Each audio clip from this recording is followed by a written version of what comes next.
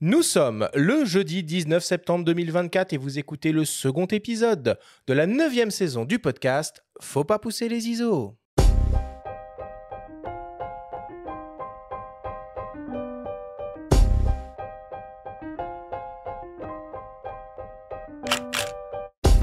Bienvenue sur Faut pas pousser les ISO, le podcast hebdo pour tous les passionnés de photos et de vidéos. Je suis Arthur Azoulay, j'anime cette émission avec mon ami le journaliste Benjamin Favier. Aujourd'hui, c'est Masterclass et on va s'intéresser aux luttes vidéo. Avec notre invité, le vidéaste et réalisateur Romain Sarret, ambassadeur Lumix, nous allons tout vous expliquer sur comment optimiser et personnaliser le rendu couleur de vos vidéos grâce aux luttes.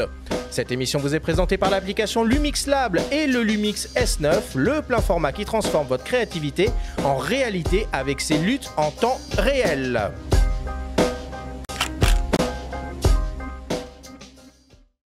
Eh ben c'est parti, deuxième émission de cette 9e saison du podcast. Benjamin, comment vas-tu cet après-midi? Parce que nous enregistrons exceptionnellement l'après-midi cette semaine. Ouais, c'est vrai. Bah écoute, ça va bien, Arthur. Je te remercie. Tu sais quoi, j'ai fait du tri dans mes câbles après l'émission de la semaine dernière. Donc, on a parlé d'écologie. On avait une. Tu les as mis dans le bac vert? Pas encore, mais j'ai déjà fait un sac. Si tu veux, le sac, il fait flipper. Le nombre de câbles inutiles que j'avais chez moi. Enfin voilà, j'invite tous les auditeurs à faire le tour de leurs câbles. Franchement, ça vaut le coup. On a fait une émission la semaine dernière sur l'industrie de la photo et de la vidéo face à la transition écologique et on a abordé justement la problématique du recyclage de tous ces appareils et aussi des câbles qui vont avec, qui sont considérés comme des D3E également. Bref, Romain, comment vas-tu ? Eh ben ça va, merci beaucoup pour l'invitation. C'est un plaisir de te revoir. Et puis c'est cool, d'avoir fait le chemin, le long chemin ferré de Grenoble. Depuis Grenoble. Un petit aller-retour. Ouais. Alors je le rappelle pour les auditeurs qui ne te connaîtraient pas encore, tu es un photographe et un vidéaste réalisateur autodidacte, passionné d'images et ambassadeur Lumix en France. Cela fait plus de 20 ans que tu réalises des photos et des vidéos. Ton premier boîtier était un GH4 que tu as choisi pour ses capacités à produire des vidéos en 4K et ses nombreuses options de réglage. Tu as tout de suite été séduit par l'univers Lumix et la série GH pour la compacité des boîtiers et la qualité des images qu'ils délivrent. Tu as lancé le blog GH4 GH5 qui est vite devenu une référence pour tous les utilisateurs Lumix et qui s'est naturellement transformé en blog Lumix GHS à l'arrivée de la marque sur le plein format en 2019. Tout est très toujours bien bon. Résumé, ouais. Ok, allez on démarre l'émission comme d'habitude avec le Flash Actu.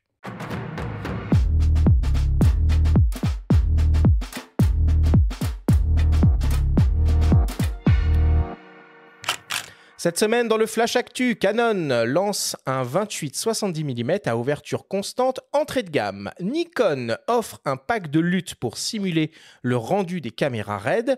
Et enfin, DxO Photolab fête un anniversaire et sort une nouvelle version du logiciel. Le Flash Actu vous est présenté par Fox.fr, le site des spécialistes de l'image. Canon vient d'annoncer un nouveau zoom transstandard entrée de gamme en monture RF et capable de couvrir le format 24-36 mm. Il s'agit d'un 28-70 mm qui a la particularité de proposer une ouverture constante lumineuse f2.8. Au programme, 15 lentilles réparties en 12 groupes avec 2 éléments asphériques et verre UD. L'objectif est équipé d'une motorisation autofocus pas à pas STM et offre une distance minimale de mise au point de 27 cm en position grand angle et donc un rapport de grossissement de 0,28 fois. Il est équipé d'une stabilisation optique. Pour le reste, on retrouve une bague de zoom, une seconde bague de réglage programmable pour par exemple la mise au point manuelle ou l'ouverture. Il est protégé contre les intempéries, mesure environ 9 cm de long replié et pèse moins de 500 grammes.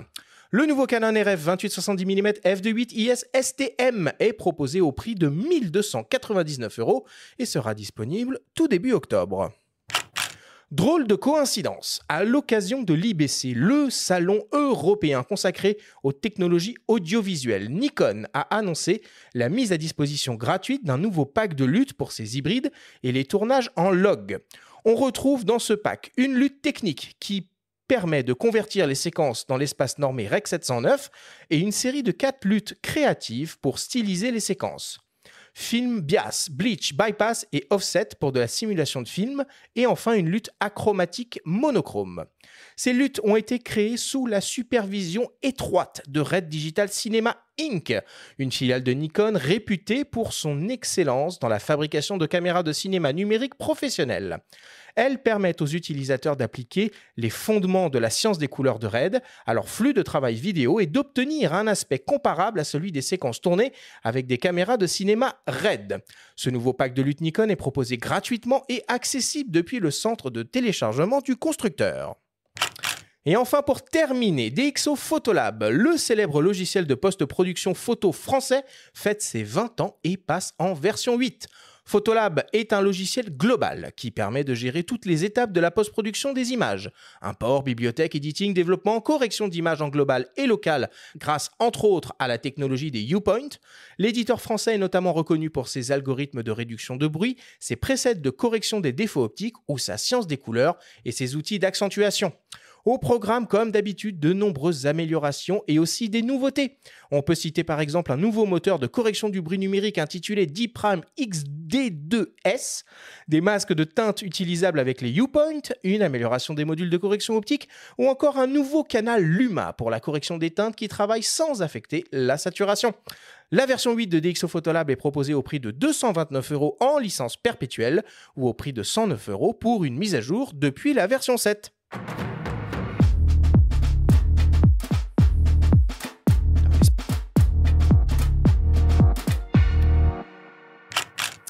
Alors voilà pour l'actualité cette semaine. Je rajouterai une petite information qu'on n'a pas mis dans le Flash Actu traditionnel. C'est l'arrivée d'un nouveau boîtier chez les ICA, le M11D, qui est tout simplement un M11 épuré au maximum. C'est-à-dire que le boîtier n'a pas d'écran arrière, il n'y a absolument quasiment aucun réglage de possible. On doit juste jouer avec le trio ouverture, temps de pause et sensibilité ISO. Donc voilà, c'est une expérience photographique à part entière pour un prix quand même de 9 350 €, boîtier nu. Mais est-ce vraiment la question sur ce genre d'appareil, mon cher Benjamin ? Je sais pas, pour en revenir peut-être au commun des mortels.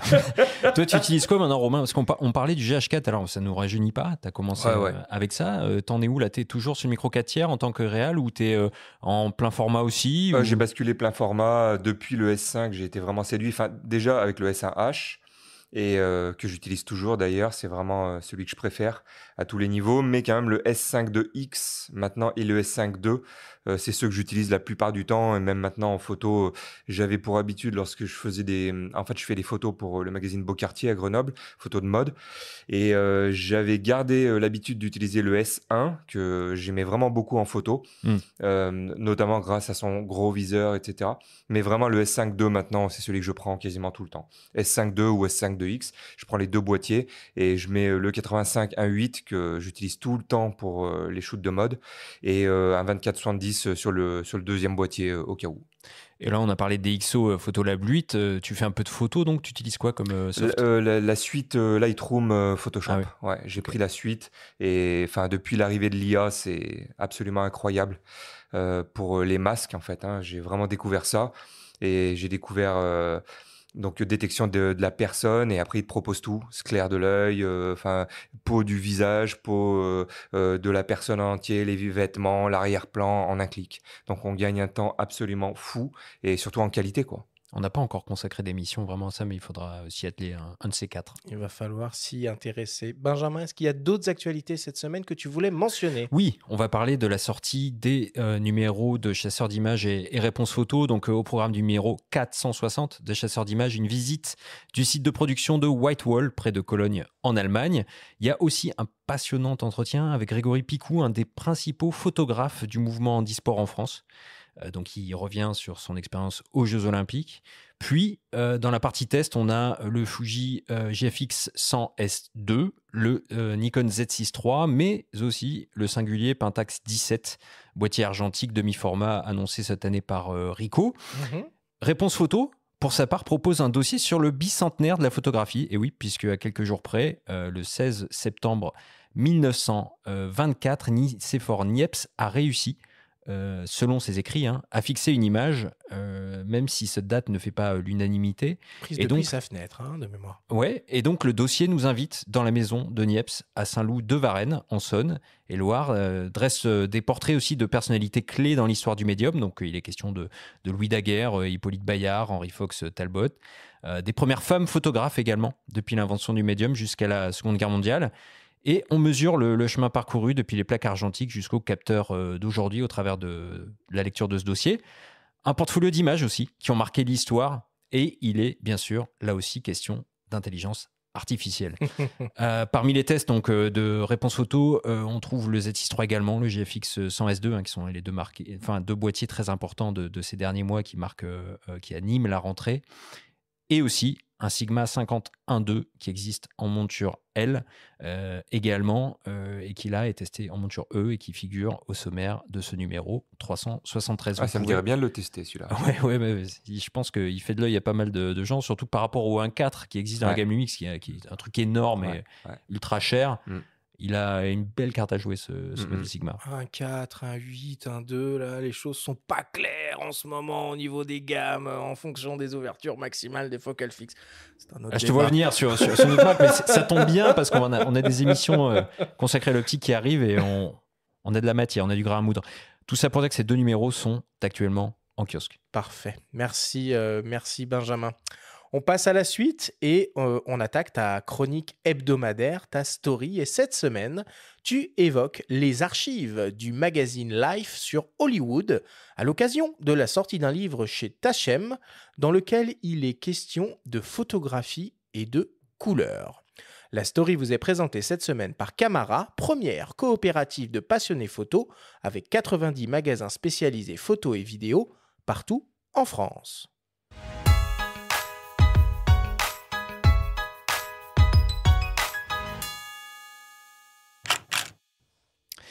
Hollywood est un endroit où ils vous paieront $1000 pour un baiser et 50 cents pour votre âme. La punchline, signée Marilyn Monroe, donne le ton des deux ouvrages XXL, haut en couleur, consacrés à l'âge d'or de l'industrie filmographique américaine. Plateau de tournage, remise des Oscars, fête extravagante, moment d'intimité. On navigue quelque part entre le Babylone de Damien Chazelle, Once Upon a Time in Hollywood de Quentin Tarantino et The Party de Blake Edwards. Un temps où les grands studios, la 20th Century Fox, MGM, Warner Bros. Ou Paramount, tournaient à plein régime. Cette immersion dans les coulisses de la diabolique machine à rêve californienne met en relief le lien étroit qui existait avec une autre enseigne légendaire outre-Atlantique, le magazine Life. Entre 1937 et 1972, l'hebdomadaire, connu pour avoir mis la photographie au cœur de sa ligne éditoriale, a consacré plus de 201 à l'actualité hollywoodienne.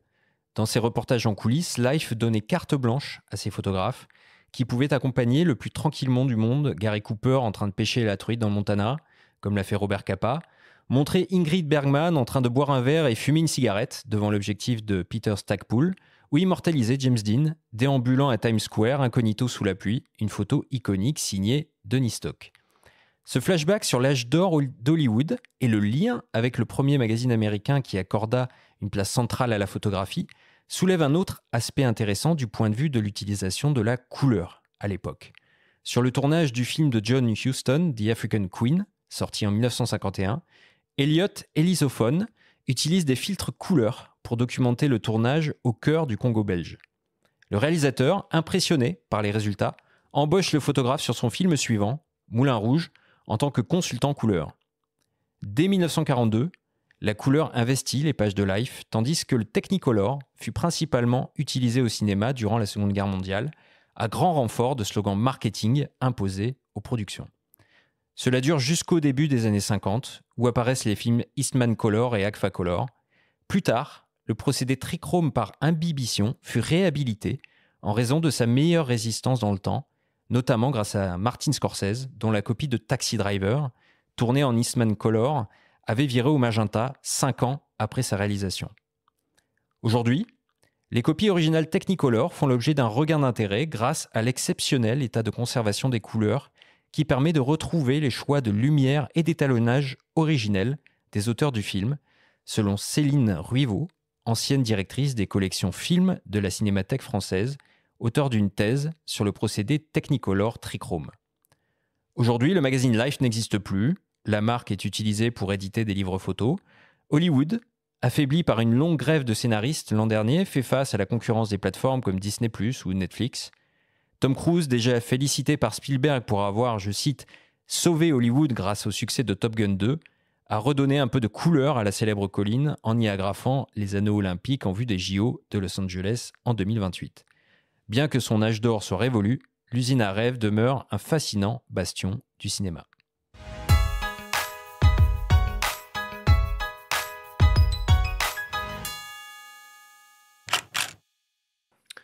Très belle story, Benjamin. Je vais t'appeler Père Castor, dis-moi, bientôt.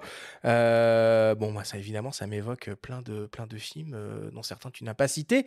Quand on pense à Life, on pense à Walter Mitty. Quand on pense à l'histoire d'Hollywood, on pense aussi à Babylone. Et j'invite, alors là, tu as raison, voilà. j'invite tous les auditeurs à regarder Walter Mitty, qui est un film vraiment culte. Là, pour le coup. Quand on aime la photo c'est ça. et les films, ouais, je suis d'accord avec toi, tu as raison de le citer. Bon, en tout cas, moi je l'ai vu, ce bouquin. Bon, comme souvent chez Tachem, c'est un beau bébé. Hein. Ouais, c'est moins qu'on puisse dire. Le livre sobrement intitulé Life Hollywood est un véritable blockbuster papier, en fait, de 708 pages.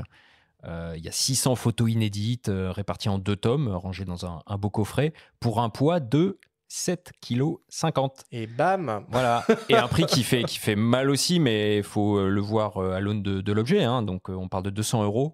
Mais ça reste un très beau cadeau pour les cinéphiles. T'as pu le manipuler passionnés de photos. Je l'ai manipulé, mais pour être honnête, je l'ai lu en PDF. Okay. Comme je l'ai fait en transit, tous les textes sont assez longs. Ils sont en anglais, il faut le signaler aussi. Mais ils sont passionnants. On apprend plein de choses sur la manière dont Life envisageait ses reportages. Et donc, il est beaucoup question de couleur, de la manière dont la couleur était gérée et donc dont le Technicolor aussi revient en force aujourd'hui de par la pérennité du procédé en fait. Et c'est juste passionnant. Et puis, dans le second tome, il est question du nouvel Hollywood. Moi, c'est la période que je préfère avec l'émergence du cinéma indépendant, de Coppola notamment avec Le Parrain, entre autres. Donc voilà, si ça vous parle, foncez. Romain, quand on parle de Technicolor, on est un peu quand même dans le sujet de l'émission. Là, comme ça, sans rentrer dans les détails techniques, ça existe des luttes qui permettent de simuler le rendu Technicolor ? Oui, justement, il y a des séries comme ça qui s'inspirent qui s'appellent Film Print Émulation. Donc, on est typiquement dans ce genre. Souvent, on va avoir tendance à retrouver ce qu'on appelle le TL Orange. Oui, le fameux, ouais. Okay. Un peu pour les blockbusters. Donc, pour expliquer vraiment très rapidement et grossièrement ce que c'est, mais c'est un peu même la définition, c'est de dire que tout ce qui est basse lumière, ça va tendre vers le vert bleu, on va dire, et les teintes de peau qui sont un peu orange. Voilà, donc c'est pas le cas, bien sûr, de toutes les LUT comme ça, quoi. Mais en tout cas, ça tire un peu comme ça. Et donc, ouais, film print émulation avec un peu de grain aussi rajouté dessus. Ça marche. Bon, on va clôturer la story là-dessus. Merci beaucoup, Benjamin. Je vous propose maintenant une petite respiration avant d'attaquer le grand débat de cette émission consacrée aux luttes en vidéo. On revient dans quelques secondes après une courte publicité. Avec le Lumix S9, shootez jusqu'en OpenGate 6K et partagez vos images en 30 secondes. Fini les heures de retouche. Créez et appliquez des luttes à vos images avec l'application Lumix Lab ou directement via le bouton lutte dédié du Lumix S9. Avec Lumix Lab, la post-production devient un jeu d'enfant. Nous sommes de retour dans Faut pas pousser les ISO avec le vidéaste et réalisateur Romain Sarret pour cette grande masterclass consacrée aux luttes en vidéo. Alors, on va essayer de commencer par comprendre exactement ce que c'est une lutte et à quoi elle peut servir. Déjà, qu'est-ce que ça veut dire, Romain, lutte ? Donc, lutte, ça veut dire lookup table. Et en fait, si on veut faire très rapide, et en plus bien résumé, c'est un preset de couleur. C'est simplement un preset de couleur. Donc, si on a une image, on vient appliquer ce preset de couleur dessus et ça donne une teinte ou on peut faire de la conformité avec. Mais en tout cas, ça va vous changer les couleurs grâce à ce preset. Et a priori, il y a 2 familles de luttes. Alors, est-ce que tu peux nous parler de ça ? Est-ce que tu peux nous simplifier la chose au maximum pour les gens qui qui en entendent parler pour la première fois, tout simplement. Exactement. Donc, en fait, il y a 2 catégories. C'est pour ça, c'est assez simple à ce niveau-là. Il y a les LUT de conversion et les LUT de style ou les LUT créatives. On les appelle un peu comme on veut. Mais en gros, les LUT de conversion, ça va être lorsqu'on tourne avec un profil de type log. Par exemple, chez Panasonic, ça va être le V-Log. Vous allez avoir une image qui est complètement désaturée, qui est pas forcément la plus nette possible. Qui s'appelle flat. Ouais, exactement, qui est flat. Donc très peu de couleurs, très peu de contraste. Et pour lui amener une image plus flatteuse et même pour gagner du temps, on vient amener, et surtout pour la rendre conforme en fait, à un autre espace de couleur qui est le Rec 709, on vient appliquer donc une LUT de conversion, c'est V-Log to Rec 709, et donc là, on se conforme. Après, c'est pas obligatoire, on peut le faire à la main, mais encore une fois, et c'est un peu le débat, ça va être un preset. Donc encore une fois, l'avantage d'un preset, c'est que c'est rapide. Et la deuxième famille, ça va être donc les LUT de style. On en parlera un petit peu après dans le détail. Mais la première va s'appliquer, donc la LUT de conversion va s'appliquer à 100%, alors que la deuxième, c'est du style. Donc on n'exagère pas sur le style et on peut mettre du 10%, 20%. C'est un preset pour donner un style qu'on aime. Alors moi, j'aimerais qu'on revienne quand même 2 secondes sur cette histoire de log qui est hyper important finalement quand on parle des luttes. Sur ce que j'ai compris, c'est que finalement, grande majorité des hybrides du marché proposent ce mode d'enregistrement en log. Et du coup, chaque constructeur a en quelque sorte son propre log. Tu parlais du V-Log pour Exactement. Lumix, il y a le N-Log pour Nikon, etc., etc., etc. Et du coup, ces conversions sont différentes d'un constructeur à un autre. C'est bien ça ? Ouais, en fait, c'est les logs qui sont différents d'un constructeur à un autre. Donc, on va pas avoir la même dynamique, on va pas avoir la même teinte, on va pas avoir, mais surtout, c'est sur la dynamique. Et en fait, le but, c'est grâce à une LUT de conversion, c'est de tous à la fin, donc si on shoot en log Pana, si on shoot en log Sony ou ce que vous voulez, à la fin, il vous faudra, quoi qu'il en soit, appliquer une LUT de conversion 709 ou alors le faire à la main, encore une fois, mais on est dans la discussion des LUT. On mettra une LUT vers Rec 709 pour atteindre l'espace Rec 709 qui est donc la conformité qu'on cherche pour la diffusion des télés, etc.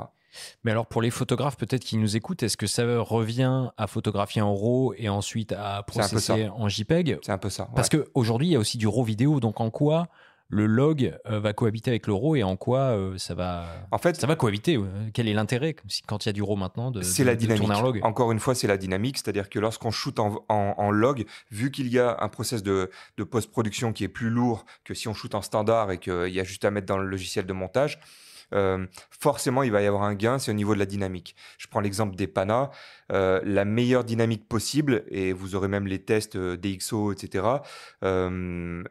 C'est même CineD qui fait les tests de dynamique pour les capteurs vidéo, pardon.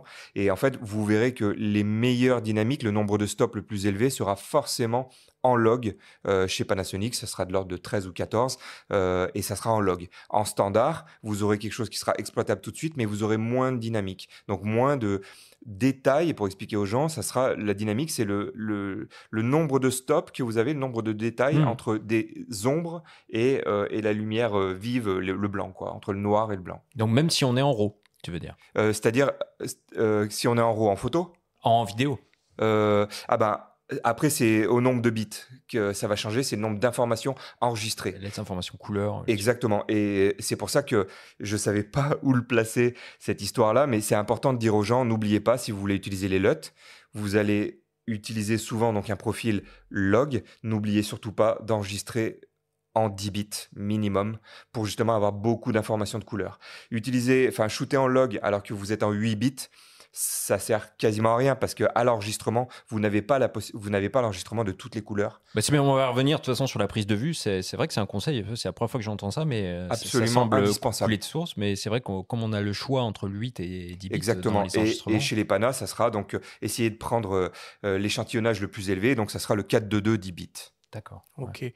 Donc si je résume, en gros, le log et le RAW permettent de tirer le meilleur, entre guillemets, du capteur, du capteur au moment de la prise de vue. Et le log et peut-être quand même plus facilement manipulables, des poids de fichiers un peu plus raisonnables comparé au RAW, mais dans les deux cas, on peut en tout cas travailler avec ces LUT.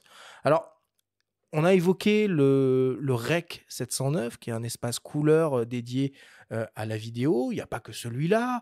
Il y a le DCI-P3, dont on a entendu récemment Personnage de parler Star Wars, ça. sur le nouveau Nikon Z6 III. Il y a aussi le REC 2020 ou 2020. Ils sont tous des espaces couleurs normés pour la vidéo, un peu comme si on parlait du sRGB ou de l'Adobe 98 en photo. On vous propose d'écouter le témoignage d'Arnaud Frisch, qui est un grand spécialiste de la gestion des couleurs, qui nous explique la différence entre ces 3 espaces couleurs normés en vidéo et surtout à quel usage ils se destinent. Comme en photo, on va retrouver en vidéo les 3 espaces couleurs, le REC 709, le DCI-P3 ou le REC 2020. C'est un ensemble de couleurs disponibles. Ça ne veut pas dire qu'on va les utiliser toutes.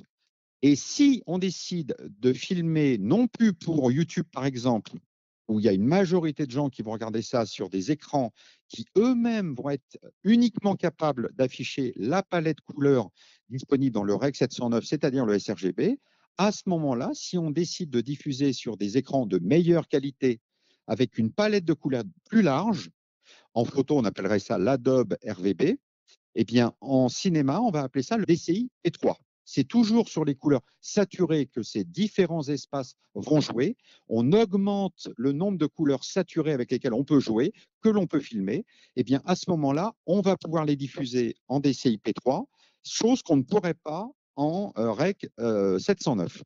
Et évidemment, vous l'avez compris, si on va le Graal, c'est le REC 2020, qui est un espace colorimétrique très, très large, au plus proche de ce que l'œil humain est capable de voir. Il se trouve que extrêmement peu d'appareils de reproduction des couleurs ou de diffusion des couleurs sont capables de le faire. Même si vous prenez les meilleurs écrans au monde, ils ne sont pas aujourd'hui capables de diffuser le REC 2020.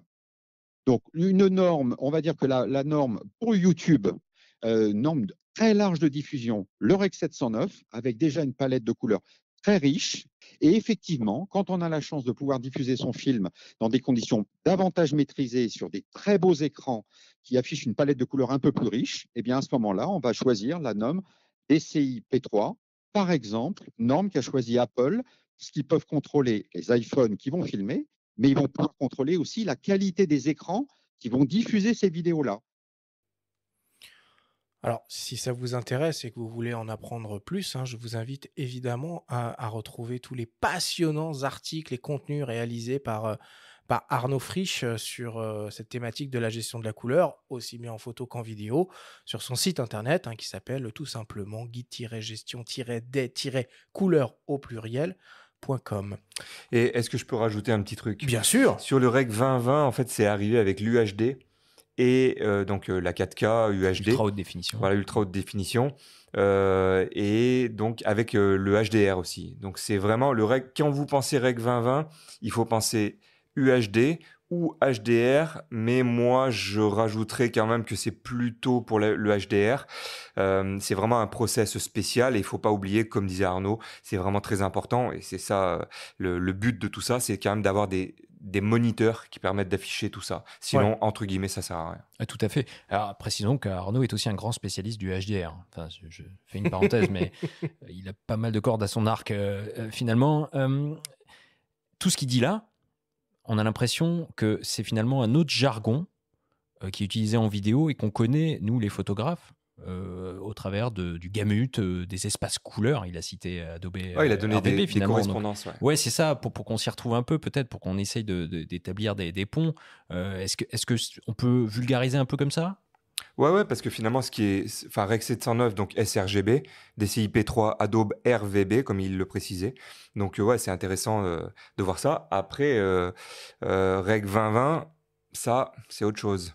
Et en photo, sur certains appareil, on a la possibilité de choisir si on veut avoir son image décrite dans le sRGB ou son image décrites dans l'Adobe 98. Est-ce que c'est la même chose du coup en vidéo? Sur un Lumix par exemple, on peut choisir si on veut un espace Rec 709 ou un espace DCI-P3 ou c'est le Rec 709 quoi qu'il arrive? Alors, ça sera, en fait, justement, ça sera Rec 709 si on fait du standard, etc. Ouais. Et encore une fois, c'est là où c'est un peu dur à comprendre, mais Gamma et Gamut seront liés avec le V-Log. Enfin, en fait, si on shoot en log, ça sera la plus grande dynamique possible. Donc, on sera, Donc ça c'est un choix qu'on fait après si on travaille en log quoi pour le coup. en fait, en tout cas, au shoot, on shoot en log si on veut avoir le plus de possibilités en termes de couleurs et d'informations. Et Ok. ensuite, lorsqu'on est sur le logiciel d'étalonnage et de montage, on va faire une conversion en Rec 709. D'accord, c'est au moment de l'export que se fait la conversion. Exactement. Ouais, Après, comme disait on Arthur, il peut- n'y a pas le réglage dans le boîtier. Non. Enfin, ça sert à rien de... Non, ça sert à rien. Enfin, en fait, ça sera sous-entendu par déjà le choix Le choix du log. du profil, soit standard, soit neutre, soit des choses qui sont déjà Rec 709 ou en log. Et dans ce cas-là, voilà, on bascule dans quelque chose qui a beaucoup plus de dynamique. Ok. Donc, quand on s'intéresse à la couleur hein, en vidéo, on va donc partir du postulat qu'on travaille en log et qu'on va avoir besoin à un moment donné de ces fameuses luttes de conversion pour traduire ce log, on va dire simili brut, dans un espace de couleur normé. Où est-ce qu'on les trouve, ces luttes de conversion? Est-ce qu'elles sont fournies par les constructeurs? Si oui, où? Est-ce que c'est les logiciels de post-production qui les mettent à disposition? Est-ce qu'on peut en trouver ailleurs sur le marché? Comment ça se passe? Alors, c'est les 3 réponses Ok. qui sont bonnes, donc bien joué. Mais en gros, Pana fournit son V-Log to Rec 709, qui est disponible un peu partout sur le net, sur mon blog. Si vous tapez ça, Panasonic V-Log to Rec 709, on tombe sur le site Panasonic. C'est pas là qui le fait, celui-là. C'est Pana qui le fait Ok. et qui le recommande donc pour son blog, pour son vlog, pour son V-Log. Quelle que soit la Il ne faut pas caméra, confondre. quelle que soit la caméra, c'est la même lutte. Exactement. C'est la même lutte.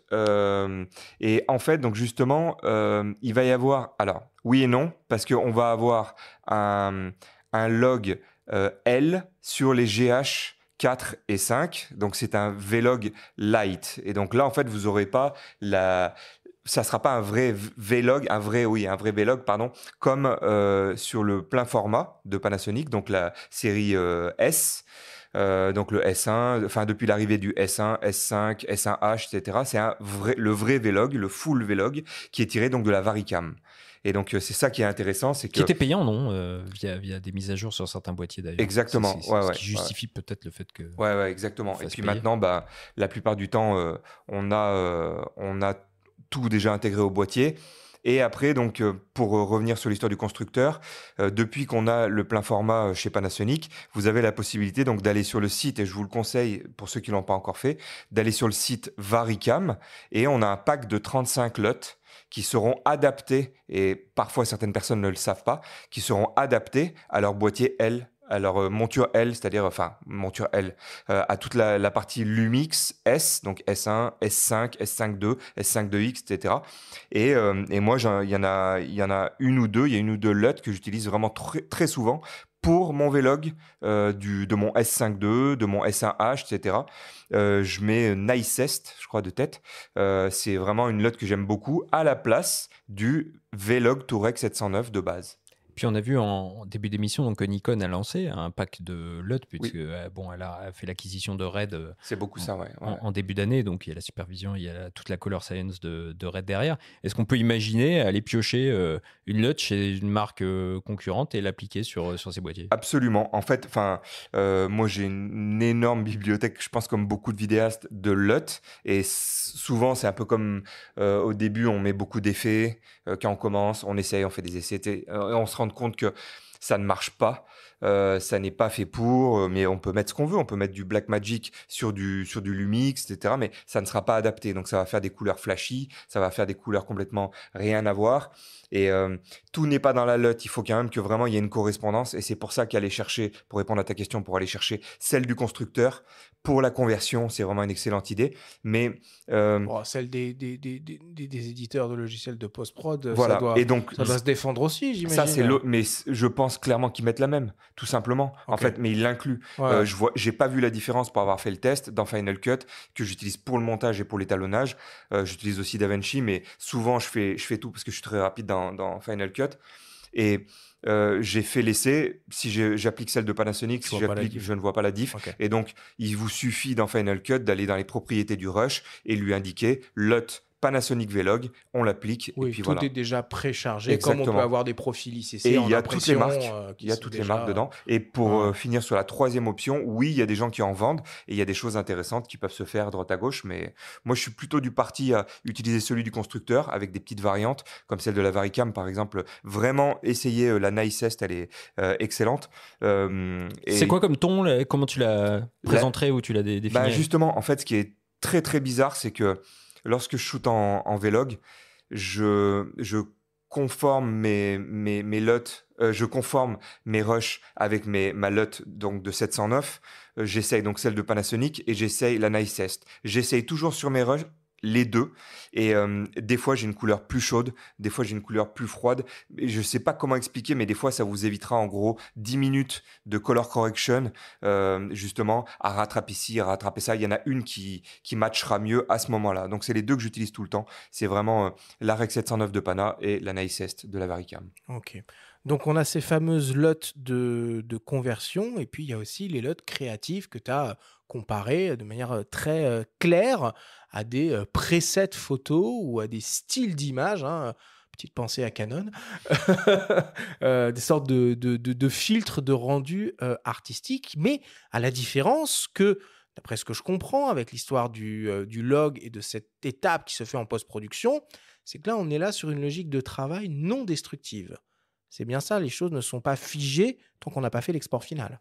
Exactement. Ouais. Mais après, je peux même dire ça aussi sur la Rec 709 parce qu'on est dans le logiciel et on fait encore ce qu'on veut. Admettons, je suis dans Final Cut, j'ai ma timeline, j'ai tous mes rushs en Vlog, donc vraiment brut, désaturé, grisé, non, enfin voilà, sans couleur, sans contraste. Je viens apposer ma LUT Rec 709 et je vois ce que ça donne.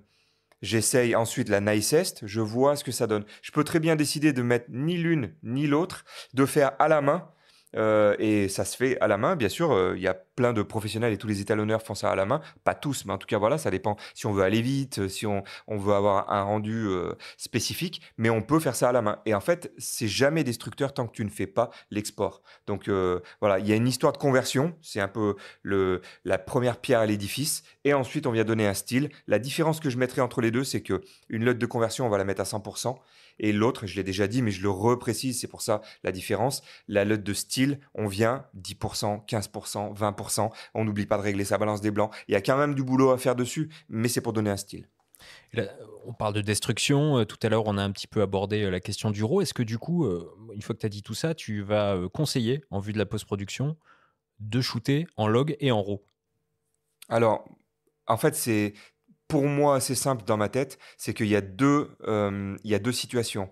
Il y a des situations qui méritent d'avoir beaucoup de dynamique et quand on fait vraiment un projet très poussé où il y a un besoin, bah vous voyez bien, hein, il y a un besoin de grande qualité si vous allez diffuser sur un 110 pouces, si vous allez diffuser dans un cinéma, etc.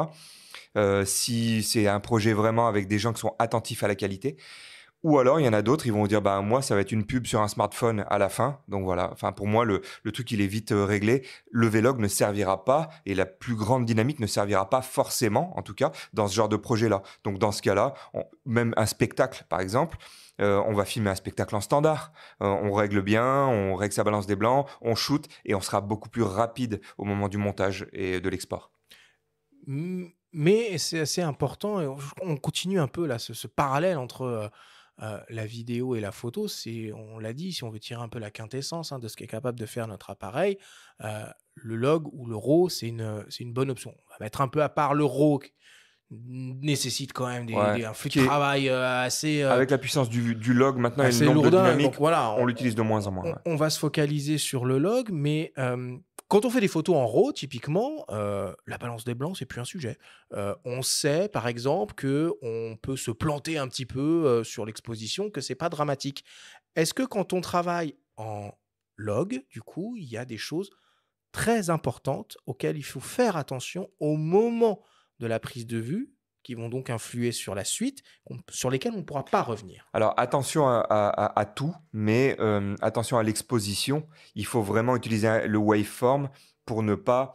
je dirais que c'est plus grave. Le waveform, il faut que tu traduises pour nous les photographes. C'est l'histogramme. Parce qu'on sait que c'est une fonction Ouais. qu'il y a de plus en plus dans les appareils récents. Mais quand on fait que de la photo, C'est le un peu waveform, abstrait, hein. on ne sait pas trop ce que c'est. C'est l'histogramme vraiment détaillé avec les hautes lumières, les basses lumières. Et en fait, on voit limite un reflet de son image sous forme de courbe avec donc les basses lumières et les hautes lumières. Des ondes, non, même un Ouais, peu. c'est des Enfin, ondes, pour ça ouais, qu'on dit exactement. wave. Enfin, Exactement. c'est un peu bizarre comme outil. Et en fait, donc pour revenir sur l'histoire de shooter en log, lorsqu'on shoot en log, il va falloir faire très très attention à ne pas sous-exposer, sinon ça va avoir tendance Ok. à bruiter. Et il faut donc toujours, on dit souvent qu'il faut shooter un peu à +1, +2 en expo, mais justement, faut faire très très attention à un truc, c'est ne pas cramer les blancs. Si jamais on crame ces blancs, c'est terminé, c'est des informations qui sont perdues. Bon, ça c'est un peu comme en photo. Hein, Ouais, c'est un peu comme en photo, mais on aura. Tout à l'heure, tu parlais du RAW.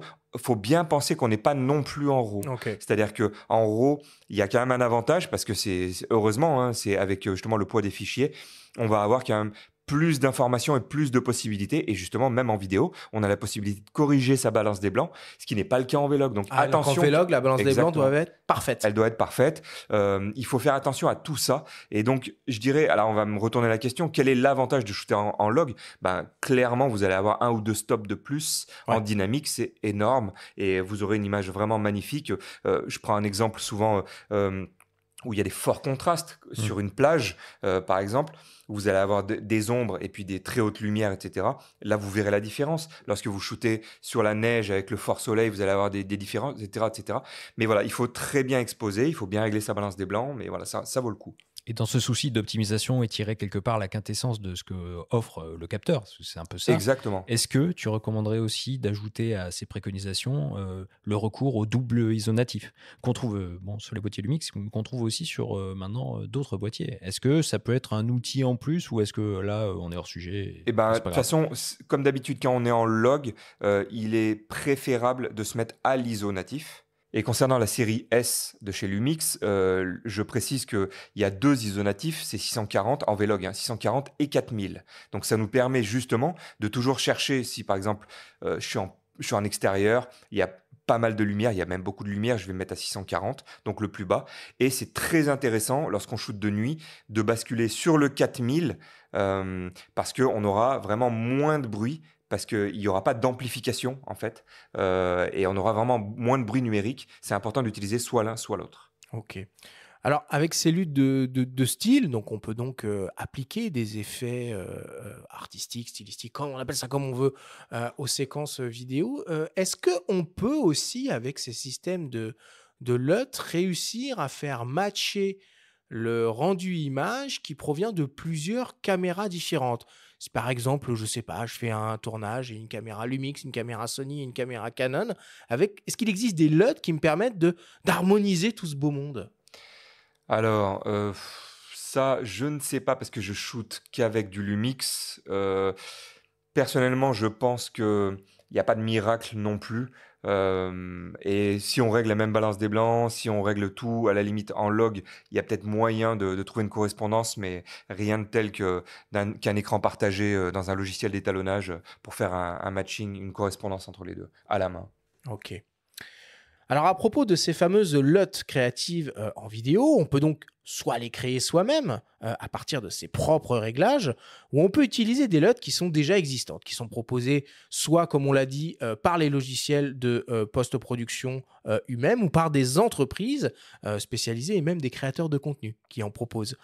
Benjamin Tantôt, qu'on a reçu à nos micros récemment, à l'occasion de cette émission spéciale qu'on a consacrée sur le Lumix S9, qui fait d'ailleurs un peu la part belle au LUT, Benjamin, il propose à la vente des packs de LUT pour les utilisateurs de boîtiers Lumix et Sony. Il nous explique comment est-ce qu'il les a conçus. Alors moi, ma façon de procéder, c'est vrai qu'il y a différentes méthodes pour faire des luttes. Généralement, tu fais ça bien sérieusement en studio, tu mets des chartres, tu essaies d'avoir vraiment une bonne exposition.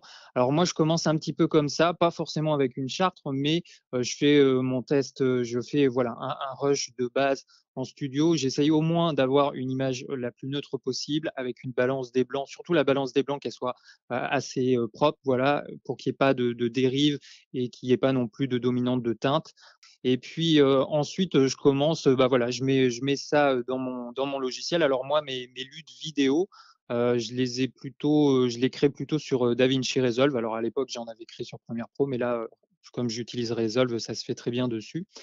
Et donc je pars de ce plan de base. Alors il faut savoir aussi c'est quoi finalement l'objectif de cette lutte. Est-ce que c'est une lutte pour une conversion, donc passer d'un log à un Rec 709, ou plutôt une look créative?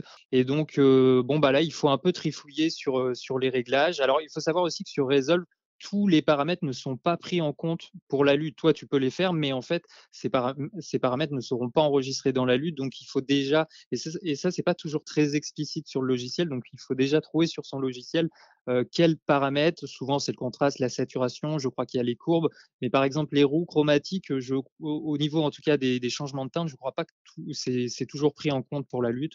Et puis après, voilà, l'idée c'est alors souvent les 2-3 premières luttes, je les trouve assez facilement parce que je vais sur des ambiances que je connais un petit peu, des tons, voilà, à savoir si c'est plus des tons chauds dans les hautes lumières, je refroidis un petit peu les bleus. Souvent, je pars de look un petit peu classique et puis après, je fais quelques exemplaires différents avec quelques variantes.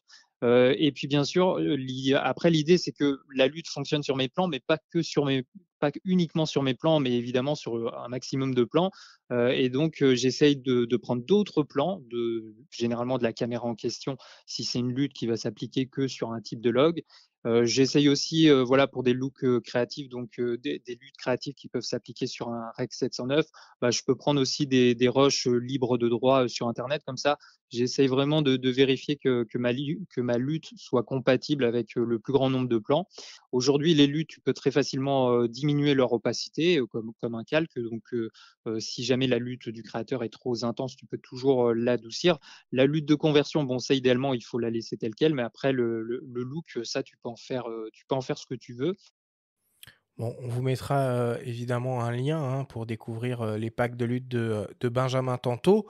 On revient rapidement sur ce Lumix S9 et la nouvelle application qui l'accompagne, le Lumix Lab, qui propose une approche assez ludique finalement autour de ces LUT créatives. Romain, tu peux nous rappeler un peu comment ça marche, le S9, le Creative Lab et les LUT? Alors, le Lumix Lab, ouais, c'est une application, c'est assez bien pensé, qui a été créée pour gérer les LUT. En fait, vous pouvez fabriquer vos propres LUT dans l'application et en fait, connecter votre boîtier à Lumix Lab, donc à votre téléphone. Vous envoyez les photos, vidéos de votre boîtier sur Lumix Lab et ensuite, vous pouvez retoucher donc photos, vidéos et créer votre propre LUT ou alors utiliser les LUT qu'il y a déjà dans Lumix Lab. Et ce qui est très intéressant, c'est au bout d'un moment même, vous pouvez prendre les LUT créés dans Lumix Lab et les rebalancer sur le S9. Ouais, ça, on va en parler un peu après, les LUT à la prise de vue, justement. Ouais. J'ai fait des essais avec celle de Benjamin, justement, qui s'appelle Samouraï, et en parlant avec lui, il n'était pas hyper content, donc il parlait de la retravailler. On est dans de la cuisine un peu, quoi. Ouais, c'est ça. Finalement, on peut les remodifier derrière. Alors, Romain, maintenant, si on veut se dire qu'on travaille de manière un peu experte avec les LUT, j'imagine évidemment que c'est au niveau du logiciel de post-production que ça se passe, et notamment sur la partie étalonnage. Est-ce que tous les logiciels de post-prod proposent une partie étalonnage? Alors, quasiment tous, maintenant, je pense, en tout cas tous les grands, les connus, Final Cut, Premiere Pro, et donc DaVinci, c'est l'inverse, c'est logiciel d'étalonnage à la base, mais qui est devenu également montage, donc on fait tout, il fait même aussi effets spéciaux, mais oui, on fait le montage et l'étalonnage souvent dans le même, et si on veut pur étalonnage avec le meilleur logiciel du monde, ça sera DaVinci Resolve. Ok. Mais dans sa version pro. On a quasiment toutes les fonctions avec la version gratuite et on va s'arrêter à ça, des... c'est dingo de toute façon. Ah, c'est chouette, c'est vraiment chouette. Ouais, non, mais c'est des fous et dans le bon sens du terme. On s'arrête à des... Il n'y a que le 4096, donc la vraie 4K, tu peux pas faire d'export, et le 10 bits, je crois qu'il n'est pas pris en charge. Ça, c'est pour moi un gros handicap. Mais en tout cas, pour la plupart des gens, on peut déjà s'amuser et faire du montage gratuitement avec un logiciel extraordinaire. Ouais. Bon. Les LUT, elles ont un format qui est un petit peu... universel, c'est ce fameux format cube. Cube, ouais, c'est ça. Ouais. Cube, ça va être celui qui est reconnu partout. Au passage, petite parenthèse, vous avez aussi des formats VLT chez Panasonic pour la Varicam. Voilà. Mais sinon, Cube maintenant est reconnu quasiment partout, et notamment même chez les boîtiers Pana. C'est comme le DNG en RAW, quoi. Ouais, c'est ça. On continue C'est ce ça. parallèle entre deux mondes. Ouais, c'est ça. Mais c'est bien parce qu'on va un peu vers de la globalisation et de l'uniformité, quoi. Alors, je vais aller à contresens, puisque j'ai vu qu'il y avait un format qui a l'air d'être un peu plus abouti de toute cette logique de presets pré-enregistrés chez DaVinci, notamment avec ce qu'ils appellent les Power Grade. Alors, c'est encore autre chose. C'est vraiment quelque chose de propre à ce logiciel-là, qui est dédié à 1000% à l'étalonnage à la base, et on peut faire tellement de choses, et en gros, c'est très simple. Dans ce logiciel-là, dans DaVinci, vous avez des couches, donc on appelle ça des layers dans Photoshop, etc. Des calques, exactement. Donc, vous allez travailler avec cependant plutôt des nœuds. C'est des nodes donc dans DaVinci. Et donc, chaque nœud que vous allez mettre, soit à la suite, soit en parallèle, soit vous les mettez de la manière dont vous voulez, peut être affecté donc au réglage que vous voulez, la netteté, le contraste, les couleurs. Et donc, le Power Grade, c'est quoi? C'est d'utiliser un ensemble de nœuds qu'on peut enregistrer. Et donc, si vous voulez, pour faire le parallèle, une LUT, c'est un preset, on va dire, c'est un outil de preset, c'est un fichier qu'on va venir appliquer, mais c'est du dur, c'est enregistré en dur. Le Power Grade, l'avantage, c'est que c'est plein de petits nœuds avec des corrections que vous allez pouvoir sauvegarder, réappliquer, mais que vous allez pouvoir continuer à corriger. C'est comme si on enregistrait un peu l'historique global du truc, qu'on l'appliquait sur autre chose. Le format PSD. À cette étape-là, Oui, le format PSD en photo. C'est PSD sous Photoshop. C'est du maillage, en fait. Exactement. Ouais, d'accord. Exactement. Donc, on aura vraiment tous les calques, c'est le bon terme, hein, mais ils appellent ça les nœuds, les nodes, et vous pourrez revenir. Vous avez, admettons, une quinzaine de nodes avec netteté, contraste, saturation, tout ce que vous voulez, balance des blancs, et vous réappliquez ça sur votre rush que vous venez de tourner. Ah tiens, j'aime bien mon Power Grade 27. Vous le mettez et vous dites, par contre là, je vais juste changer le nodes numéro 3 qui concerne la balance des blancs, et c'est terminé. Et comment ça se passe concrètement du coup? Comment on fait pour choisir une LUT? Est-ce qu'on la teste sur une séquence particulière de son film? Est-ce qu'on bidouille tout de suite? Est-ce qu'on le fait sur l'intégralité? Comment on fait? Alors, c'est quoi la méthode? C'est la difficulté pour moi des LUT, et c'est pour ça qu'on peut en trouver et vite se noyer, parce que tellement il y en a sur le marché. C'est comme les effets, j'en parlais tout à l'heure, quand on commence le montage, on met des effets un peu partout, et après on se calme vite. Il y a ceux qui marchent pas. Les LUT, c'est pareil. Et en fait, il va falloir, pour moi, il n'y a que ça. Soit on s'inspire des grands et on regarde ce qu'on aime. On dit, tiens, qu'est-ce qu'il a utilisé comme color correction, comme LUT, etc. Mais pour moi, c'est l'expérience et il faut tester. C'est vraiment intéressant d'avoir ensuite 5, 6, 7 LUT qu'on utilise un peu toujours et qui marchent bien. Qu'on connaît bien. Exactement. Et qu'on arrive à manier, on voit le rendu, quoi. Ouais, ce serait un peu comme dans DxO Film Pack, quand on commence à regarder un petit peu toutes les simulations de films, on peut se noyer très très vite. Et au passage, c'est un avertissement que je peux donner. J'ai commencé comme tout le monde en achetant des packs de LUT, en téléchargeant des packs de LUT gratuits, etc. Et on se noie avec une bibliothèque de 1000 LUT, et à la fin, on ne sait même plus quoi appliquer. Donc, attention à tout ça. Il vaut mieux d'abord regarder les visuels, les rendus, voir les images qui nous plaisent, et essayer de comprendre et de voir comment ça a été créé. Des bases d'étalonnage, c'est toujours utile de comprendre comment ça a été fait et quel rendu ça a. Et comment est-ce qu'on travaille, du coup, le rendu couleur sur une séquence? Est-ce qu'on s'adapte à ce que le film raconte, à la scène qui est concernée? Est-ce qu'on s'adapte à la temporalité des choses, à l'heure de la journée? Bon, est-ce qu'il y a des espèces de petites règles comme ça qu'on pourrait énumérer? Moi, je pense par exemple, tu vois, au film Trafic de Soderbergh, où cet étalonnage est un acteur du film, quoi. Il y a des choix très forts qui ont été faits, quoi. Oui, et donc c'est des choix, bien sûr, créatifs pour donner des ambiances. Et vous savez qu'il y a les types d'ambiances un peu classiques. Le bleu, on dit que c'est froid, parce qu'en plus c'est lié à la balance des blancs, et ça va faire penser à la nuit, au froid, etc. Quand on va voir des séries qui sont...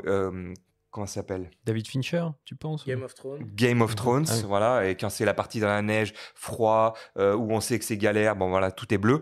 Et donc, dès lors que le film que tu citais... Trafic. Dans Trafic, toutes les parties En j- ville. ouais, mais jaune. C'est le Mexique, C'est le quoi. Mexique. Ouais. Et il y en a un autre, c'est ça que je voulais dire la dernière fois, c'est qu'il y a typiquement la même chose dans Breaking Bad. Oui, Ok. c'est vrai. Breaking Bad, C'est c'est vrai. exactement ça. Dès qu'il est côté Mexique, c'est un jaune. Et donc, ça fait soleil, chaleur. Et en fait, on arrive à tout de suite identifier où est-ce qu'on se trouve. Donc, ça a aussi une utilité, la couleur. On peut lier ça aux optiques anamorphiques qui ont des flares bleus ou Complètement. orange. Je suis un grand fan en On doit plus. s'éclater avec ça. Ouais, complètement. Quel type de paramètres on a accès quand on veut bidouiller les LUT? Alors là, on l'applique, on a déjà un pré-rendu, puis on veut un peu affiner après. Quel type de paramètres auxquels on a accès? Est-ce que Alors- c'est les mêmes qu'en photo? Alors, donc, une LUT, si on l'applique, ça sera le pourcentage. Et après, si on rentre vraiment dans le détail, dans DaVinci, il y aura la possibilité d'appliquer des LUT, mais en parallèle plutôt qu'en série, etc. Et après, justement, on a la possibilité de faire des combinaisons. Mais sinon, principalement, une LUT, on l'applique. Et donc, comme on disait tout à l'heure, la LUT de conversion, on va avoir tendance à la mettre à 100%, parce que c'est vraiment pour convertir à un espace, d'un espace colorimétrique à un autre. Et ensuite, par contre, la créative, ça sera du 5, 10, on va commencer quand même à 10, 15, 20%, pour donner vraiment une teinte. Et on peut combiner, encore une fois, et c'est là où les gens ne doivent pas s'arrêter à appliquer des LUT, voilà, et j'ai mon rendu. Non, il faut avoir des bases, ça je le conseille vraiment, d'étalonnage, de color grading et color correction. Désolé Alors, pour vas-y, l'anglicisme, hein, mais explique un peu alors, ça. color correction, justement, les gens ils vont avoir tendance à un peu mélanger, mais en gros, color correction, ça va être toute la partie où on corrige justement une balance des blancs qui est mauvaise. Il faut savoir comment on corrige, il faut savoir lire une parade RVB, tout simplement. J'ai fait partie de ceux à qui ça faisait peur, et on regarde un tuto, deux tutos, trois tutos, et on se dit mais finalement ça va, en fait, rouge, vert, bleu, ok, il faut que ce soit à l'équilibre. Après, c'est pas aussi simple que ça, parfois il y a des tendances, mais en tout cas voilà, entraînez-vous à ça, à savoir corriger une balance des blancs avec une parade RVB. Déjà là, on commence à avoir des notions. Ensuite, on utilise des roues de couleurs pour rattraper des couleurs, et donc on met si on a trop de bleu, on va mettre la couleur complémentaire pour compenser. Et donc il y a la partie color correction et ensuite la partie color grading. Donc désolé pour le mot anglais, mais ça représente tout ce boulot là où justement donc on va venir faire l'étalonnage global, on va amener une teinte, on va venir grader les couleurs, parfois donner de la conformité. Tout à l'heure tu parlais il y a un exercice qui est très très difficile, le meilleur entraînement pour moi, vous prenez plusieurs rushs de plusieurs caméras différentes et les faire matcher et faites-les matcher. Là, si une fois que vous avez réussi et que vous montrez ça à quelqu'un qui voit pas la différence, vous êtes pour moi un étalonneur. Et on peut même aller plus loin, on peut l'étendre à une série de photos. C'est ça qui est intéressant aussi dans Lumix Lab, c'est qu'on peut s'approprier les LUT et en faire finalement des simulations de films presque. C'est vrai qu'on est parti de Lumix Lab à la base. Bah oui, et ça marche plutôt pas mal. Mais on parle de Lumix Lab, mais on peut citer sûrement d'autres marques, voilà, et appliquer des LUT à des images fixes, ça marche très très bien aussi. Alors quand on met les mains dans l'étalonnage vidéo, on se rend compte que ça peut vite devenir très intéressant, mais aussi compliqué, long et fastidieux. Chronophage, ouais. Et pour faciliter le travail, on peut opter pour ce qu'on appelle une surface de contrôle, un outil qui était jusqu'à présent exclusivement réservé aux professionnels. On écoute Nicolas Morvan de Miss Numérique qui nous présente la Micro Color Panel de Blackmagic Design proposée à moins de 500 €. En fait, les surfaces de contrôle, ça va tout simplement être la capacité de retrouver en hardware, donc via une sorte de clavier amélioré, toutes les fonctionnalités qu'on va retrouver dans un logiciel, mais via des raccourcis pour pouvoir travailler et avoir un workflow beaucoup plus rapide et une production beaucoup plus efficace et beaucoup plus précise aussi qu'avec la souris ou qu'avec un pad, selon quelle installation on a. C'était jusque-là en effet réservé à des boîtes professionnelles ou on va dire au départ à une élite avec des gros panneaux de contrôle pour aller vraiment dans le détail. Et maintenant, ça se démocratise de plus en plus et ça s'est récemment d'autant plus démocratisé en termes de prix et de fonctionnalités avec certains produits comme le Micro Color Panel par exemple. Alors, les 3 boules rotatives qu'on retrouve au centre, en fait, elles vont nous permettre de sélectionner des plans de façon très précise, mais aussi elles vont nous permettre de sélectionner, une fois qu'on est sur un plan et qu'on souhaite régler notre étalo, de pouvoir sélectionner sélectionner sur nos palettes de couleurs exactement ce qu'on souhaite aller rechercher de façon beaucoup plus fine que ce que l'on pourrait faire avec une souris. Et d'autant plus maintenant avec les micro color panels, en plus on a une fonction shift qui par exemple va nous permettre d'augmenter le nombre de fonctionnalités qu'on va avoir sur ces roues de commande. Donc encore une fois, le principe c'est juste d'être encore plus précis et d'avoir plus de contrôle sur notre étalot et aussi sur notre montage si on l'utilise dans différentes configurations. Alors, il y a une courbe d'apprentissage, ça c'est certain. Est-ce qu'elle est longue et fastidieuse?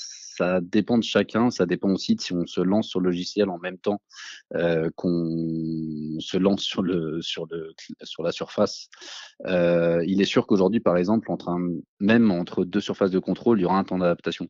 C'est comme un clavier, le but est vraiment d'arriver à un moment à ce qu'on puisse étalonner ou monter sans avoir en fait à regarder le clavier ou la surface de contrôle plutôt dans ce cas-là.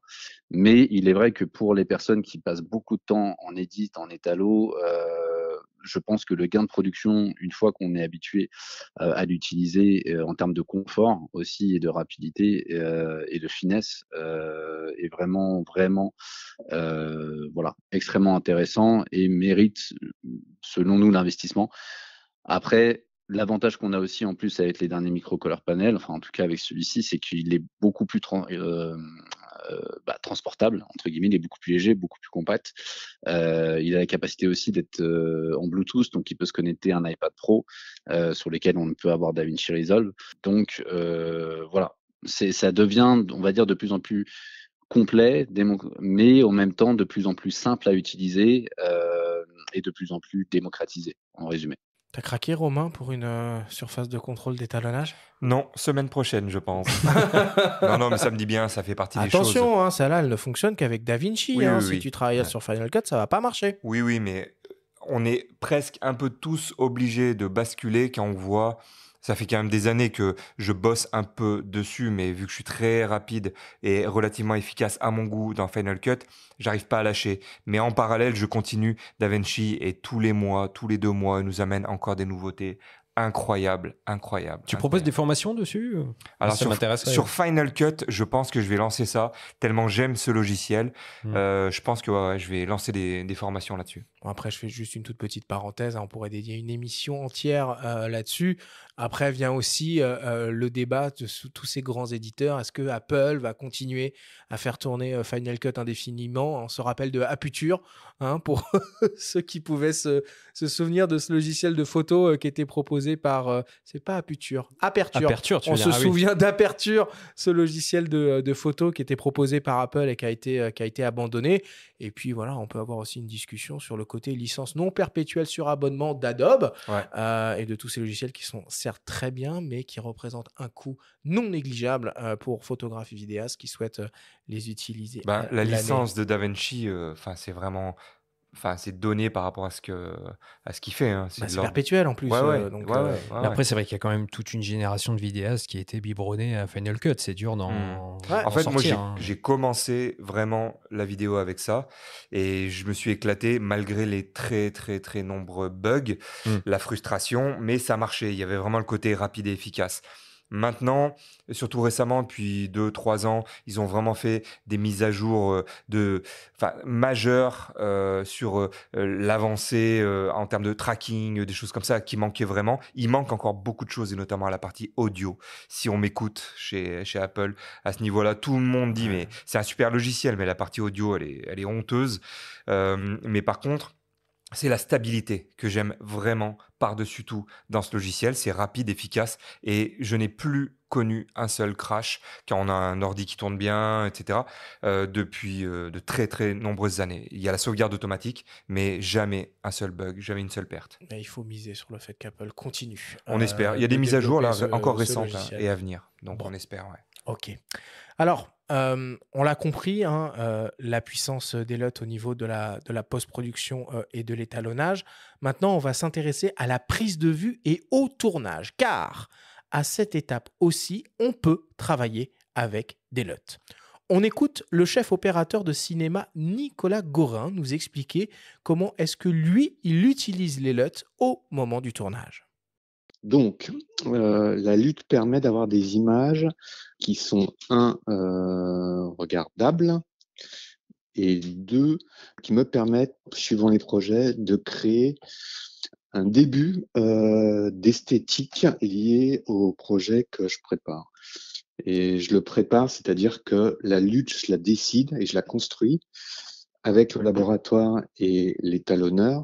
Et donc, je fais des essais avant le tournage. En général, c'est des essais avec les comédiens et le décor, si c'est possible, ou au moins des couleurs qui vont apparaître dans le film, des couleurs du décor, pour justement choisir, une fois qu'on a tourné ces essais, avec l'étalonneur, et en fonction de ce que moi j'imagine du rendu final du film, après discussion avec le réalisateur et en fonction du scénario, quel genre d'image je veux. Et c'est ça que j'appelle la lutte. Sur le plateau, les images que voit l'équipe au combo, sur les différents retours vidéo qui sont sur un plateau maintenant, sur les iPhones, sur les tablettes, etc., sont des images avec une lutte beaucoup plus neutre, qui permet à tout le monde d'avoir une idée de l'image, mais pas l'image finale. Parce que je considère que sur le plateau, malgré la lutte, l'image n'en est qu'à la première étape. Parce qu'évidemment, cette lutte,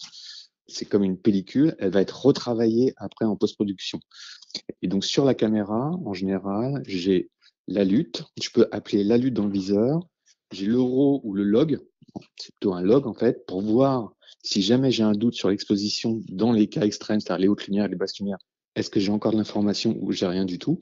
Parce que souvent la lutte écrase ce genre de partie de l'image, donc ça me permet de savoir, de me dire par exemple qu'une fenêtre qui est complètement surexposée avec la lutte, en fait, la caméra enregistre en RAW ou en log beaucoup plus d'informations que ce que j'ai dans le viseur. Ce qui me permet après d'anticiper le fait qu'à l'étalonnage, je pourrais éventuellement récupérer, si j'ai envie, des informations dans les hautes lumières. Moi, je travaille plutôt sur des films où la lutte n'est pas trop, n'impose pas un look trop important, même si parfois ça m'est arrivé sur certains films d'avoir une lutte, par exemple, où je perdais la moitié de la sensibilité sur certaines zones de l'image. Je perdais un diaphragme en sous-exposition avec la lutte. Donc je le savais.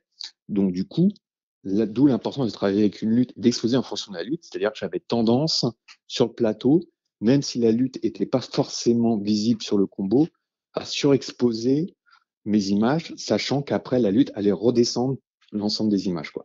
Donc c'est pas l'idéal, mais ça marche plutôt bien. Mais en général, j'essaye de pas partir dans des luttes trop extrêmes, quoi. Après, les films que je fais ne s'y prêtent pas non plus. Bon.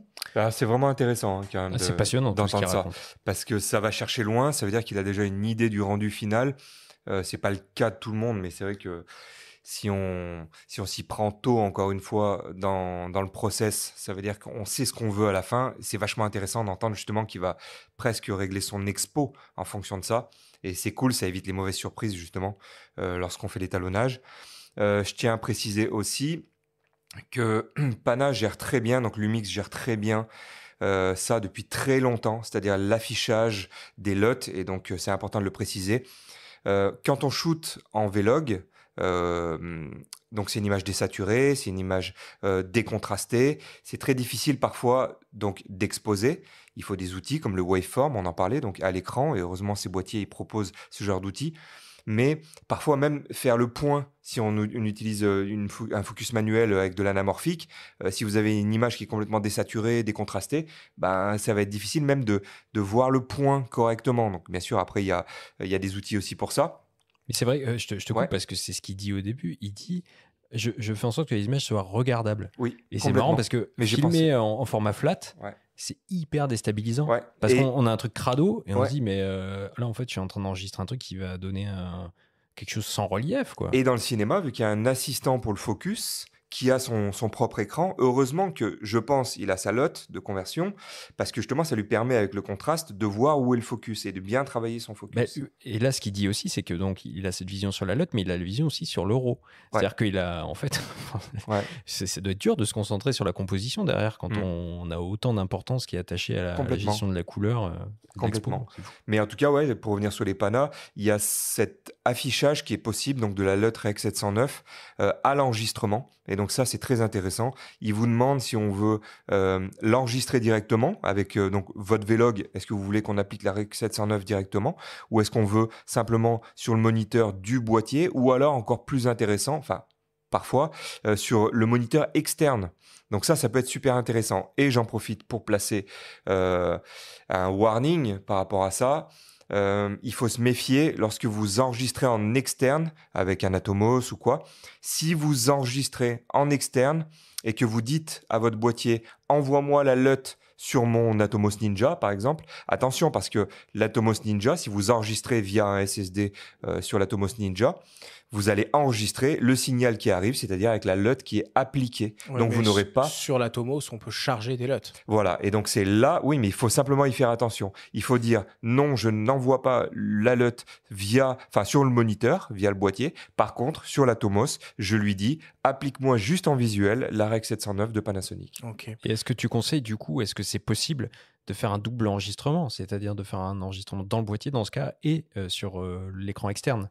Ça, c'est pour les prudents, ouais, complètement. Après, il y a des histoires Vous aussi n'avez pas assez de données déjà, non, mais les gars. par exemple, Ouais. non, mais l'avantage, on va me demander l'avantage, mais de faire ça sur un Atomos Ninja, on pourra enregistrer en ProRes. Donc là, du coup, c'est hyper flexible en post-prod, c'est très lourd, mais par contre, on aura justement plein d'informations et c'est intéressant justement en Vlog. Bon, et ben voilà, on a fait un gros tour d'horizon. Je sais pas, mais moi j'ai l'impression d'avoir compris des trucs là. Ah bah, c'est bien. C'est bon Merci signe. Romain. Non mais je trouve que c'est pas facile. Déjà on a un podcast audio, d'accord. On n'a pas un écran devant nous en train de faire un En tuto. DCI-P3. Voilà, mais ça permet de se concentrer sur le propos et je visualise plutôt bien le truc. Alors, je pense qu'il faut quand même rajouter quelque chose pour pas que ça soit mal compris. On n'est pas obligé de tourner en log si on veut faire de l'artistique et donc d'appliquer une LUT de création ou de style. Je redis le process. Si vous voulez shooter en log pour avoir plus de dynamique, pas de problème. Ensuite, on applique la Rec 709 ou une autre qui va bien en tout cas, ou on le fait à la main. Et une fois qu'on est de base bien, avec une image qui est regardable, standard, on appelle ça. Vous pouvez mettre votre LUT créative ou de style. Mais donc, si on oublie ce process-là, si je tourne en standard, je peux mettre ça dans mon logiciel et mettre ma LUT créative à 10%, 20% et donner un style. Bon, tu anticipes un peu sur le débrief que l'on attaque tout de suite.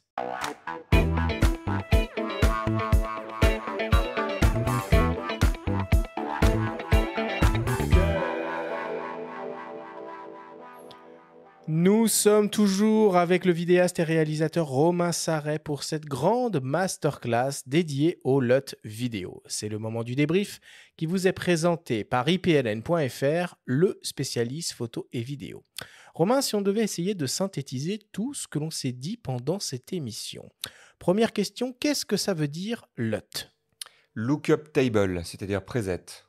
Et en quoi ça consiste du coup? Parce que bon. Alors, preset, ça veut pareil, dire- c'est un mot anglais, donc ça va pas. Style Pré-réglage. d'image. Style d'image, pré-réglage. Et ouais. fait c'est artistique. C'est un pré-réglage. Ouais, c'est un pré-réglage, exactement.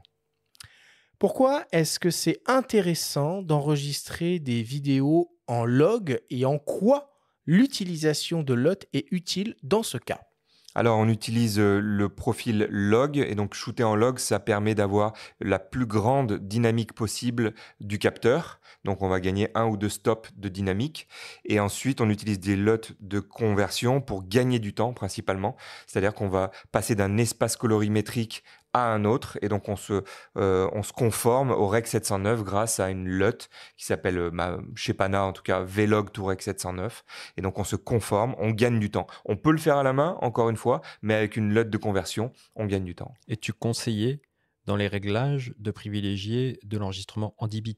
Absolument. Si on shoot en Voire log, 12 bits en RAW. Hein, mais, ouais, le mais bon. plus, vraiment le plus c'est le mieux parce que c'est vraiment, si on shoot en log, c'est pour avoir de la flexibilité, donc Le maximum de couleurs le disponibles. maximum de couleurs disponibles. Il faut se mettre en 4.2 10 bits, voire 4.2.0 10 bits, ça passe largement. Mais voilà, il faut vraiment utiliser ce genre de format. C'est quoi la différence entre une LUT de conversion et ce qu'on appelle une LUT de style?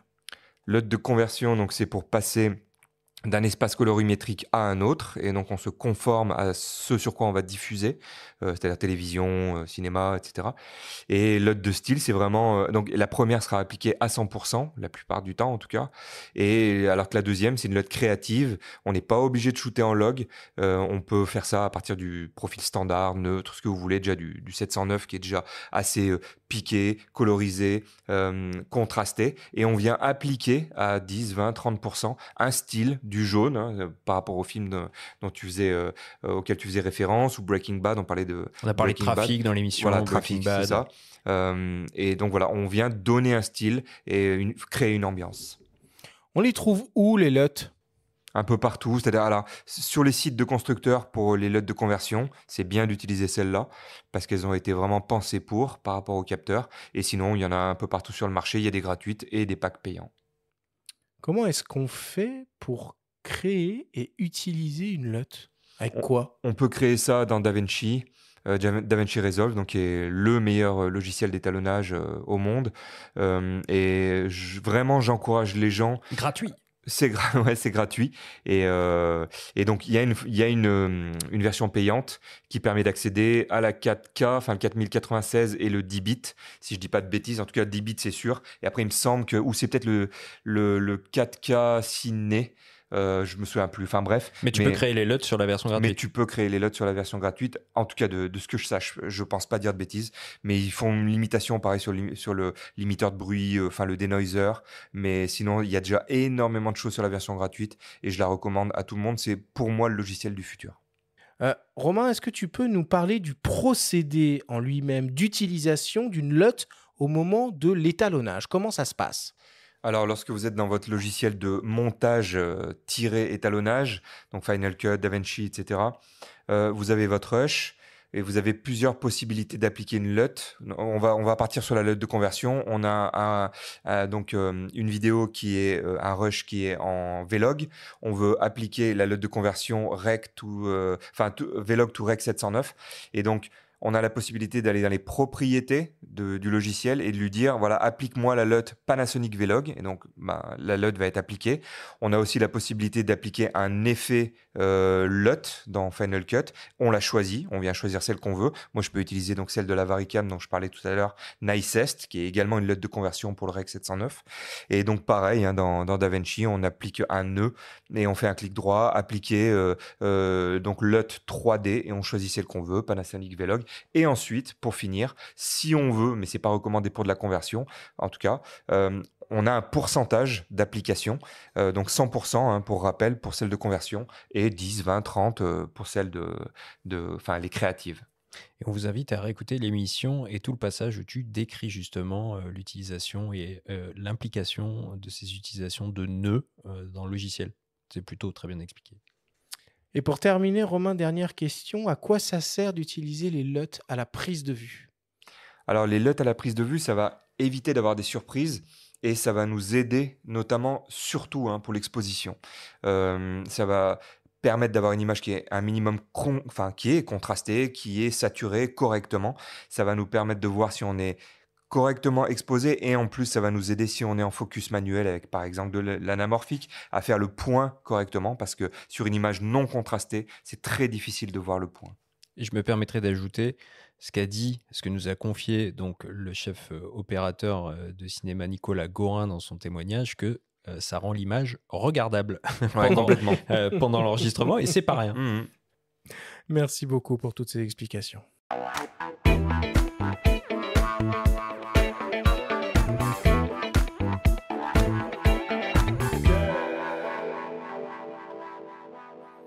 Il est temps d'attaquer la dernière partie de cette émission avec le traditionnel quiz.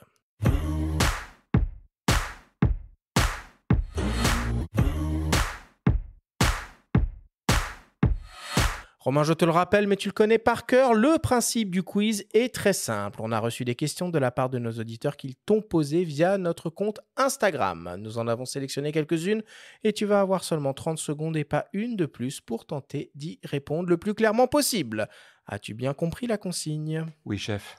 Première question qui nous vient de Étienne Déclic.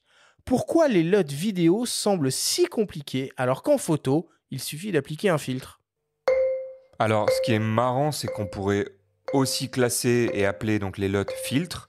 Donc finalement, c'est pas si compliqué. Il suffit d'y intéresser et voir comment on les applique. Comme d'hab, quand ça semble compliqué, parfois, c'est qu'on n'a pas assez pratiqué, on ne s'est pas assez renseigné, mais franchement, il n'y a rien de compliqué avec les LUT.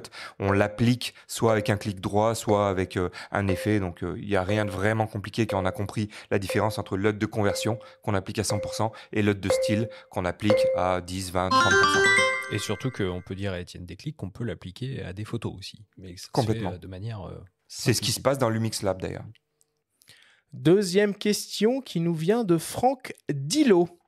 C'est quoi le meilleur logiciel pour faire de l'étalonnage vidéo pour un usage amateur non professionnel? Est-ce qu'on dit à nos auditeurs de réécouter l'émission? Je sais pas combien de fois on l'a dit. Par contre, ce qui peut être ça aurait pu être un intéressant, jeu. c'est l'aspect non professionnel, amateur, etc. Et souvent, j'ai ce discours-là. On vient me voir et on me dit, mais qu'est-ce que je peux utiliser? Parce que, en tout cas, DaVinci me fait peur. Il faut surtout pas avoir peur. C'est de plus en plus convivial. Vraiment, l'interface est de plus en plus conviviale. Il y a beaucoup de tutos et il faut vraiment pas avoir peur. C'est le logiciel du futur qui est pas si compliqué que ça. Encore une fois, ces logiciels-là, vous pouvez les utiliser au niveau où vous souhaitez. Interface en français ou uniquement en anglais pour l'instant? Ouais, il y a tout. Est-ce que l'IA a fait son apparition dans DaVinci Resolve? Alors, dans les dernières mises à jour, je crois, je ne me suis pas encore penché dessus, mais ça arrive, oui. Et encore une fois, c'est selon le niveau. Vous n'êtes pas obligé. En fait, je ferai le parallèle, juste 2 secondes, avec Photoshop. Photoshop fait peur, mais si on a besoin d'un usage particulier, on apprend à le faire et on sait le faire en 2 minutes. Ouais, enfin, il y a Photoshop Element aussi, quand on n'a pas Ouais. envie trop de se prendre la tête. Troisième question qui nous vient d'Histoire d'Images. Est-ce qu'il existe une LUT pour faire matcher un Rec 709 avec le Leica monochrome des Lumix? Hyper précis comme question. Ouais, et j'en ai aucune idée. Parce que c'est pas un truc dont Ce je me serait sers, bien, mais ce serait bien ouais, qu'il y en ait une. à la limite, on peut se renseigner et regarder, ouais. Et le poster sur Insta. D'après ce que tu as expliqué dans l'émission, il n'y a pas de raison que ça puisse pas le faire en fait. Complètement, on peut même la fabriquer. Mais encore une fois, tout à l'heure, on parlait de... le réalisateur disait qu'il a carrément un laboratoire pour créer des LUT. Et donc, voilà, c'est un travail d'étalonneur. Un très bon étalonneur le fera sans problème. C'est ce qu'on appelle faire matcher d'ailleurs. Quatrième question qui nous vient de Sébastien Barrio Photographie. C'est quoi le meilleur site pour télécharger des LUT? Alors, moi, je pense pas qu'il y en ait un particulièrement. Quand j'ai commencé l'étalo, il y avait Color Grading Central. J'ai appris beaucoup avec, mais je sais même pas si ça existe encore. En tout cas, je conseille souvent déjà d'aller voir les sites des constructeurs à ce niveau-là. Pana, c'est bien fait à ce niveau-là. On va voir sur le site de la Varicam. Il y a les 35 LUT qui sont déjà hyper intéressantes. Et donc, on peut se servir de la Nicest au départ pour le Rec 709 et ensuite les autres pour création de style. Mais il y en a un peu partout. Et pour terminer, une question de mes soins, une question qui tue.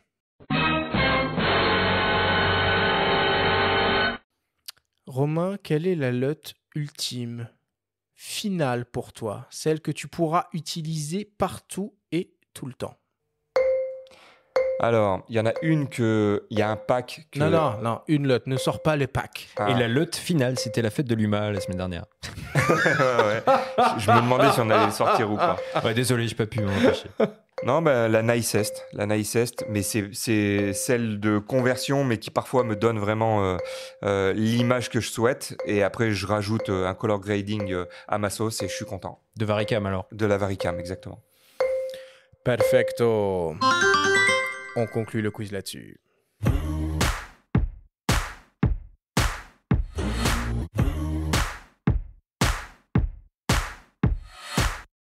Nous voilà désormais à la fin de cette émission. Romain, c'était de nouveau un plaisir de te recevoir dans notre studio à nos micros. 1000 merci d'avoir accepté notre invitation et de nous avoir partagé ton savoir sur ce sujet pas forcément hyper simple à appréhender, mais ô combien intéressant, qu'est les LUT en vidéo. C'est quoi ton actualité du moment ? Shooting photo pour le magazine Beau Quartier à Grenoble, où je m'éclate bien. Ouais. Parce que c'est un monde que je connaissais pas. Shooter de la mode, faire du shooting mode. Et en fait, ce qui est marrant, c'est que maintenant, avec mon œil de vidéaste, j'essaye justement de shooter en photo comme je le vois en vidéo et un peu cinéma, quoi. C'est-à-dire que j'utilise une machine à fumer, j'utilise mes lumières fixes, c'est-à-dire jamais de flash. J'utilise vraiment mes lumières de vidéo et je crée une ambiance avec des néons, avec plein de choses. Et j'essaie de travailler ma lumière comme le ferait en fait un directeur photo pour le cinéma, parce que c'est ça qui me passionne. Et t'appliques des LUT à tes photos ou pas du tout? Tu scindes les deux univers? Non, justement, j'essaye. Alors parfois, ça m'arrive une fois de temps en temps de mettre une LUT cinéma, mais pareil, très légère. Et donc, j'applique mon color grading dans Lightroom. J'essaie de bien travailler dans Lightroom mais je dirais même que j'essaie de travailler en amont pour que ça soit presque parfait et qu'il y ait très peu de retouches. C'est ça mon plaisir. Et après, sinon, divers projets vidéo en cours. Bon, c'est cool. Merci à toi en tout cas et on espère à très bientôt. Merci. La semaine prochaine, à quelques jours de l'ouverture du Salon de la photo de Paris, nous réaliserons notre traditionnelle émission consacrée au marché de la photo en compagnie du youtubeur créateur de contenu Damien Bernal. Merci à tous de nous avoir écoutés, prenez soin de vous et on se retrouve la semaine prochaine.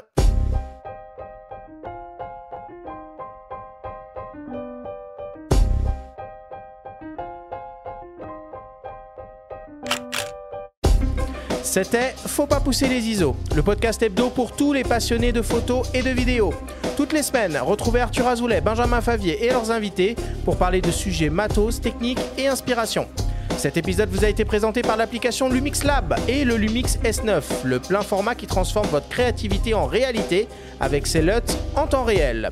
Abonnez-vous à notre chaîne et retrouvez l'intégralité de nos émissions depuis toutes les plateformes d'écoute, comme Spotify, Apple Podcasts, Deezer, Amazon Music et YouTube. Si vous aimez notre podcast, n'hésitez pas à liker, à vous abonner et à nous laisser un petit commentaire. Rendez-vous jeudi prochain pour un nouvel épisode. D'ici la fête de la photo et n'oubliez pas, faut pas pousser les ISO.